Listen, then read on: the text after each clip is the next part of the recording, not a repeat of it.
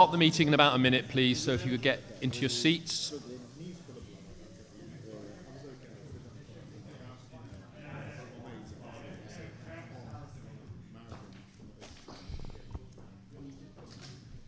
Okay, thank you, everybody. Thanks, gentlemen.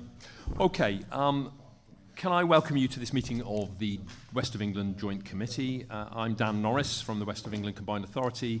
And just to quickly reintroduce my committee colleagues, although in fact Steve Bridger, the leader of North Somerset Council, has joined us for this particular joint committee. So welcome, Steve. And then there's Kevin Guy, of course, from Bath and North East Somerset Council, Marvin Rees from Bristol City Council, and Toby Savage from South Gloucestershire Council. And still with us, amazingly, Richard Bonner. He's gone the distance from the Local Enterprise Partnership, who is a non-voting member of the committee. And Winston Duguid, who is chair of the Scrutiny Committee. Can I welcome you all here today? Before we move on to the main agenda item, I would just like to mention that some members of the public are here to present their statements. And just to note, please, that all statements received have been circulated and read by committee members and are also available to view on the Combined Authorities website. Okay, the next item is apologies for absence. There are none that I'm aware of, so moving on to item 3. Are there any declarations of interest, please? Please indicate now. Okay, there are none. Let's move on to item 4, which is minutes. The minutes of the meeting held on the 1st of July 2022 have been attached. Do any members present here have any comments, please?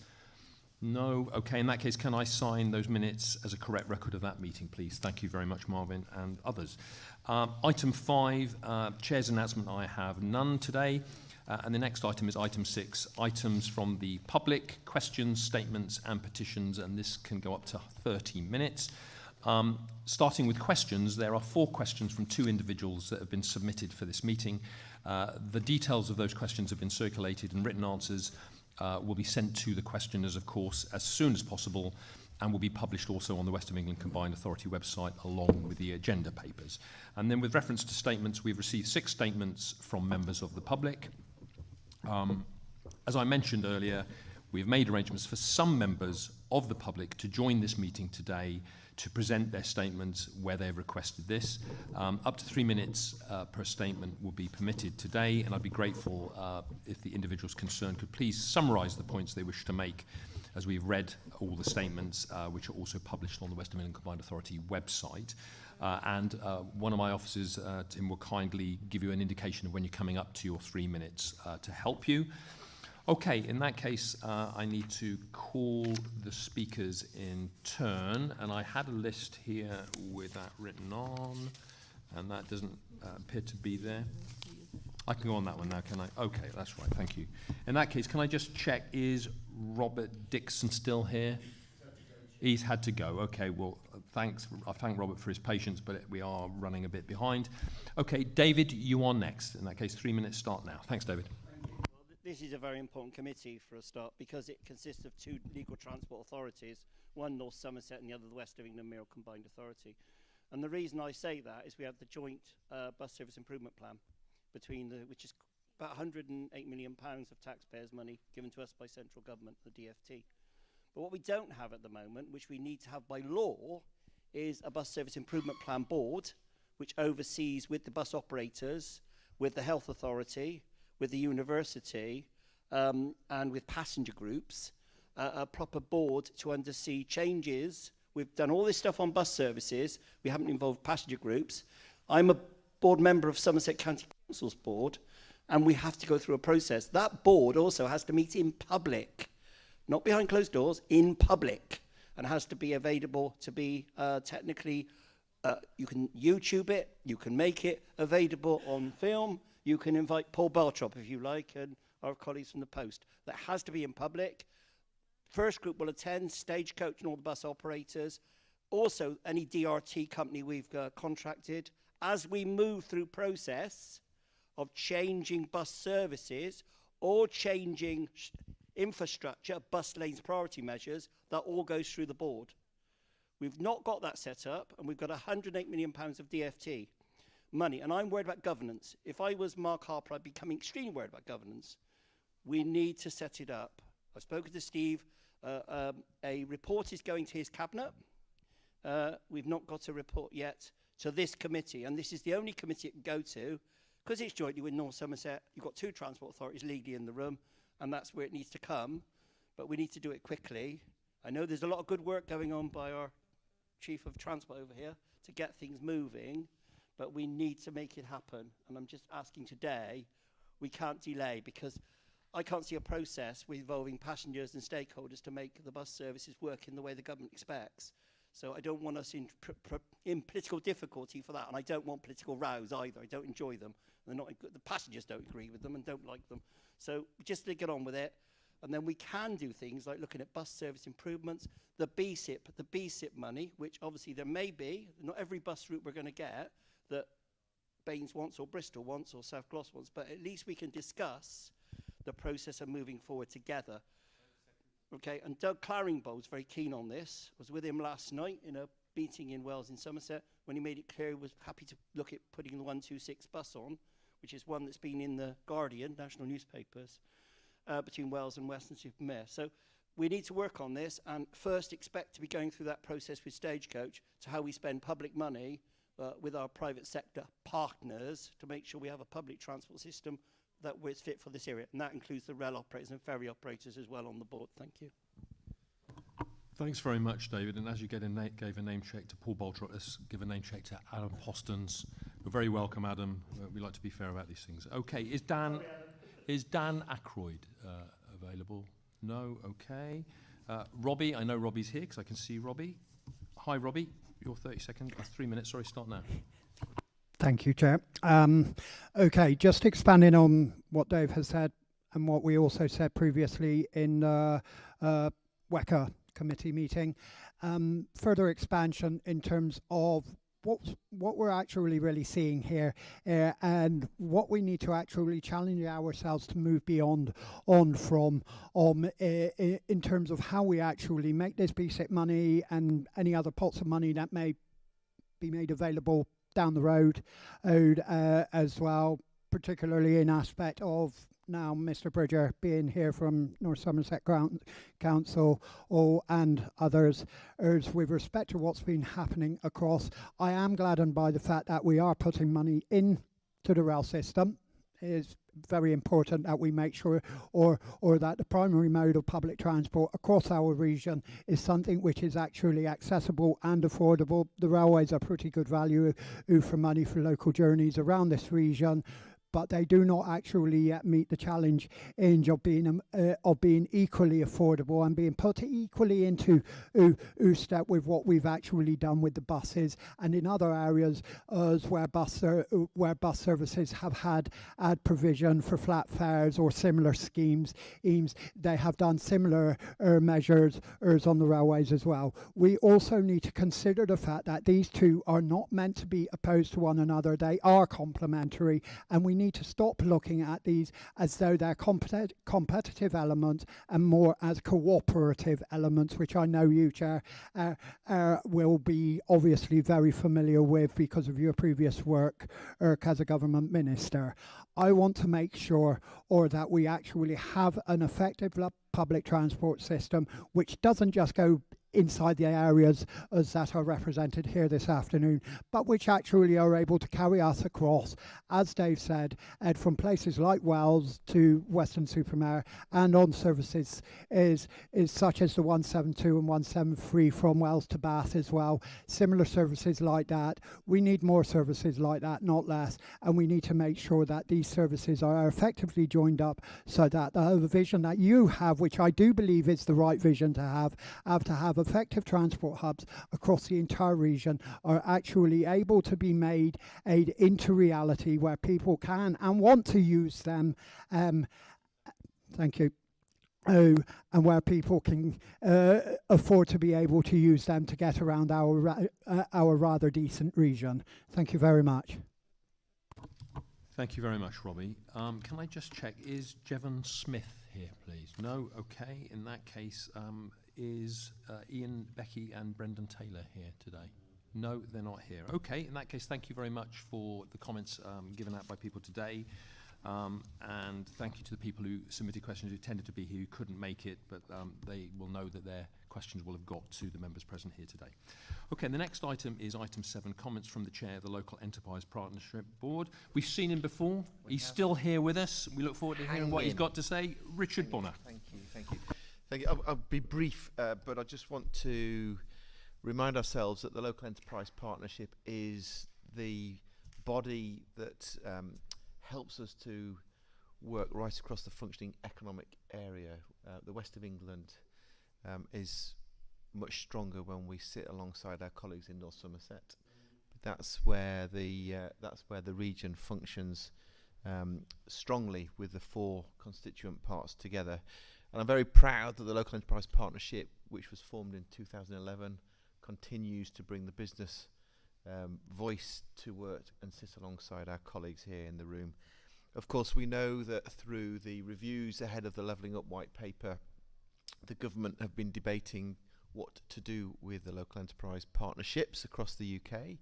And I think the government have now recognised that there is strength in having the business voice sitting substantively alongside our political organisations, our committees and our combined authorities. However, what you will be seeing in the papers today is that the budget and the support that we get from government is reducing. And we, of course, recognise that what the LEPs were set up to do originally, which is to discharge significant funding streams, local growth fund, regional growth funds, is now changed. The landscape has differed. So we just want to ensure that we continue to recognise the opportunity to bring the business voice together. We recognise, however, that the landscape is changing. And so we note that the funding that has been attracted brings some additionality, and we see that over the medium-term financial period. However, that uncertainty means that it is difficult to look beyond the long term, and we recognise that there is a reduced core capacity grant funding from government, and that's creating some volatility. We understand that the local authorities have to match fund to secure the capacity funding, and of course we welcome the contributions that are made from our partner organisations, but we also recognise there is some risk, and that we are proposing here to use some of the unearmarked reserves, which we support and endorse. And then finally, the second item around METROWEST, well, we were debating the sort of strategic imperatives of bringing together our pan-regional programmes of investment, and we support everything that sits in the papers today. It's an important part of the overall needs that we have around infrastructure in the region. Thank you. Thank you very much, Richard, and thank you for your previous contribution and this one. Have you thought about working for GBTV? It's very popular these days, I hear. Okay, right. The next item is comments from the chair of the Overview and Scrutiny Committee, Winston. Welcome again. Thank you, Chair. Thank you, Chair. Very brief for me as well. Scrutiny didn't actually get round to discussing this because we ran out of time on the budget on the other issue. But certainly I know I can speak for the whole of Scrutiny to reflect your remarks again that North Somerset is one of our limbs, and frankly it'd be so much better if all 4 of us were fully coordinated. So that's how important North Somerset is to making this all work. I've looked through the budget papers myself for the LEP. I have talked outside with Richard, and if Richard's all over the budget, so if he's happy with it, I'm happy with it. The only comment that I would make is that it seems to be cost neutral, the fact that sometime in 2023 going to be fully integrated into the combined authority at some stage, we would hope, the LEP, and it looks to me as if it's cost neutral, but there we are. Okay, so nothing more to say on that. And on the Metro West, I think the loud and clear message is get on with it. So thank you very much. Thank you very much for your contribution, Winston. Appreciate that as well. Okay, if we move now to item 9, the Local Enterprise Partnership Budget Setting Report 2023-24. This report sets out the proposed 23-24 budget for the Local Enterprise Partnership. Change requests for the Local Growth Fund and Economic Development Fund also form part of this report. I'd now like to move the recommendation as set out in the report. Can I please call for a seconder? Thank you very much. Kevin, do you wish to speak to this? No? Does anyone else wish to speak to this? Marvin. okay, Dan. Sorry, maybe my mic is on there. Thanks. So it's just on IBB, and it's to add that officers review the role, function, value for money, and performance of IBB and consider the current funding arrangements, presenting a report detailing the findings and any key recommendations to the joint committee, and outside by June. Thank you very much, Marvin. And just to add, so that you know, this is something that's already underway, of course. An independent midterm review has been commissioned, which will commence next month. And I hope it will show that Invest Bristol and Bath is fundamental to all our work to put the region and put the West of England on the national and international map. Okay, thank you very much. In that case, does anyone else wish to speak to any of this? No? Okay. In that case, is that carried, that amendment? Yes, it is. Can I put, is the amendment carried? Is it, as in do you vote for it? Sorry, thank you for your guidance, Stephen. Very well spotted, that was helpful. Okay, in that case, in terms of the overall recommendation then, with amendment carried, could I see all those in favour of recommendation A, please? All those in favour, please show now. Okay, that's carried unanimously. Thank you. Recommendation B, all those in favour, please show now. That's carried unanimously. Recommendation C, all those in favour, please show now. Okay, thank you very much. That's carried. Recommendation D, all those in favour, please show now. Okay, that's carried unanimously. Recommendation E, all those in favour, please show. Great, that's carried unanimously with me too. Recommendation F, could you please indicate in favour now, please? That's carried unanimously. Recommendation G, could you show if you indicate? Sorry, do you wish to? Oh, you're just voting. Oh, right. Fine, that's okay. You're ahead of the game, Stephen, as always. That's great. All those in favour, please indicate now on recommendation G. That's carried. Thank you very much. That's the end of that item. The additional. Sorry, where's that? Where is that? The IBB. The extra amendment that was added. You need oh, you just do the extra amendment. You just need to vote on that. Okay, in terms of the amendment that we carried, those in favour, please show now. Okay, that's carried. We'll pick that up. Thank you very much indeed. Thank you, Stephen, for your help again.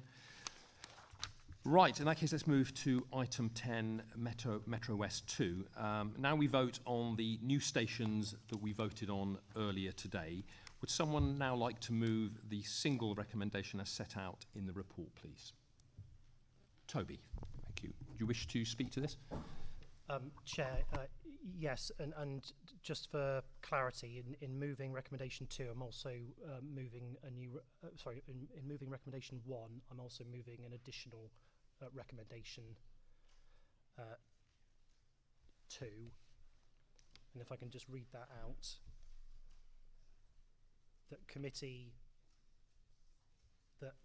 resolves that an urgent review of the current project governance is undertaken to ensure effective delivery and that appropriate oversight is in place for key funding partners concerning project delivery and finance.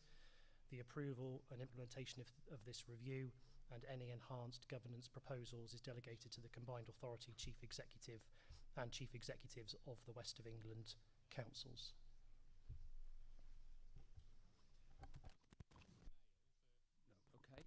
In that case, if those in favour of that second recommendation, please show now. Is that carried? Okay, right, thank you very much. Does anybody else wish to speak on this item? No? Okay, in that... Sorry, Toby, I missed you, sorry, apologies.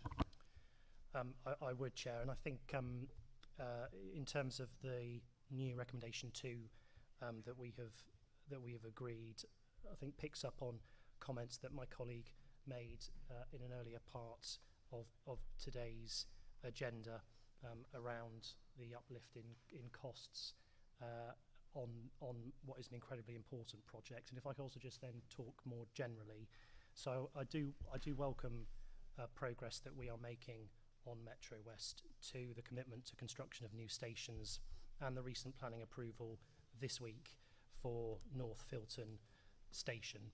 And planners can sometimes get a bit of a bad reputation, but I would just like to place on record my thanks to the planning officers within South Gloucestershire Council who determined this application incredibly fast, given the receipt of amended plans from Network Rail shortly before Christmas. They have turned this round in a matter of weeks, and I would just like to place on record my thanks to them and the efforts that went into that decision, because that does continue to demonstrate progress in delivery. Because these new rail services will connect the new community known as Brabazon, being developed on the former Filton Airfield site, as well as visitors to the new arena, which will be one of the largest in the UK. It'll also benefit existing residents already living in this part of South Gloucestershire, as well as the future residents and businesses that will set up in the area as well, and be able to bring people to and from Cribbs Causeway. I think providing reliable public transport links across our region will help to make these existing and new communities sustainable and successful. Filton North Station will support not only the growing resident population, but the new and existing infrastructure, businesses and entertainment facilities, which will attract visitors from across the region and beyond to this part of South Gloucestershire. And having regular, reliable public transport links will be vital to continue to make this area an attractive place to live, work and visit. Thank you, Chair.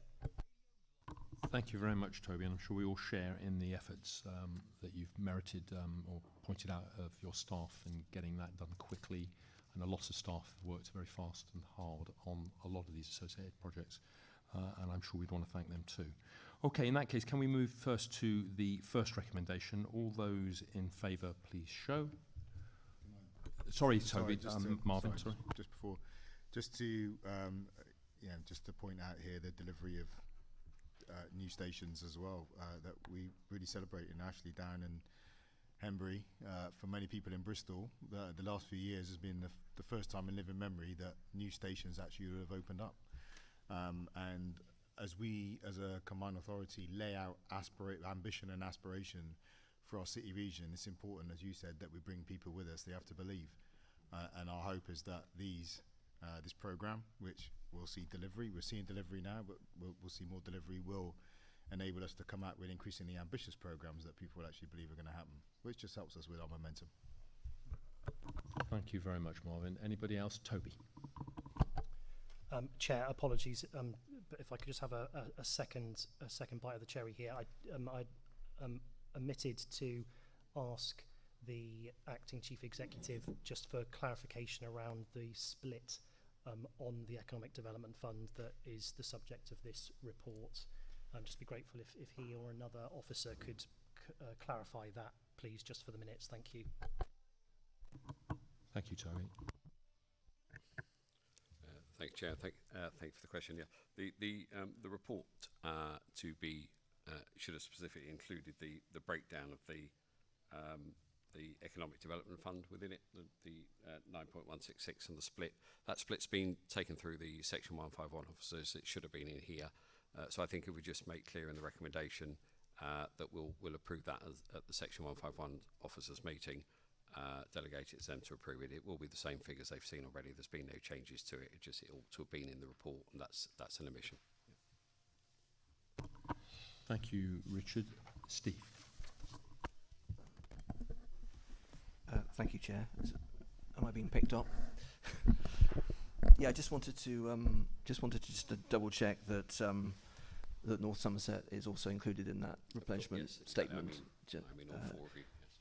Thanks, Richard. And Chair, if I can make just a brief border comment to the METROWEST too, because I very much support the recommendations and Toby's additional recommendation. Actually, I'm sure there is lots of oversight and scrutiny of the project. I think it's inevitable, isn't it, that when you submit an outline business case 3.5 years ago, that costs are going to increase, as we well know, with phase one of the project. So put on record again my thanks to my colleagues here and you, Dan, for your support with phase one of METROWEST. So very happy to contribute to phase two. Yeah, that's all I wanted to say. Thank you, Steve. Appreciate it. Okay, in that case, if anyone else want to speak? No? Okay, in that case, can we take the two recommendations? If we can go to recommendation one first, and then we'll come to new recommendation 2. So recommendation 1, those in favour, please show. Okay, thank you, that's carried. And then we now move to new recommendation 2. Those in favour, please show. Thank you, that's carried. Thank you very much. That concludes our business today. Thank you for everyone attending. Thank you so much for your patience and understanding while we wrestle with these important sums of money that can make such a huge difference and will make a huge difference to our region, a very great region, frankly. Thank you ever so much. Bye.